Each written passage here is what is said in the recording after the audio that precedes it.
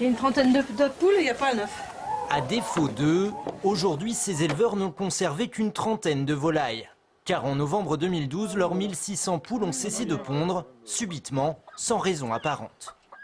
J'ai trouvé de moins en moins d'œufs et au bout d'un mois, il n'y avait plus d'œufs. On ne comprenait pas du tout. Qu'est-ce qui peut faire une chute pareille? Sylvie et Hubert ont alors lancé des analyses sanitaires et examiné l'alimentation de leurs poules sans rien trouver.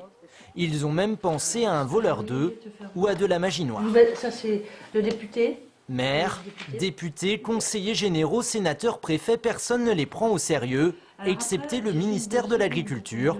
Ils entendent alors parler d'ondes électromagnétiques. Le ministère de l'Agriculture nous a envoyé un courrier en nous disant qu'ils avaient remis en place ce qu'ils appellent des GPSE, groupement permanent pour la sécurité électrique, parce qu'en effet, ils constataient qu'en France, il y avait quand même quelque chose, le problème des ondes électromagnétiques commençait à être un problème émergent. Sylvie et Hubert font appel à un expert. Muni de son radiomètre et son analyseur de spectre, Philippe Herrmann tente de résoudre le mystère en mesurant le champ électrique.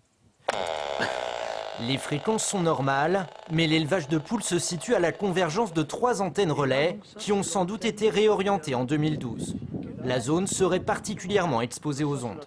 Pour un homme de consistance normale, c'est tout à fait tolérable, mais pour des êtres vivants de petite taille, de faible poids, c'est dangereux.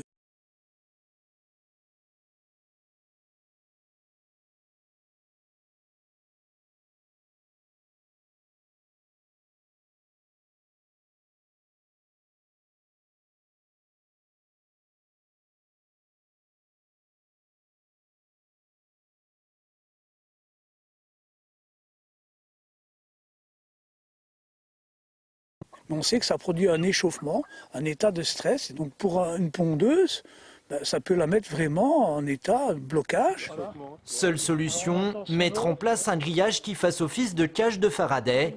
En attendant, l'entreprise est en redressement judiciaire. En 2 ans, Sylvie et Hubert ont perdu 170 000 € de chiffre d'affaires.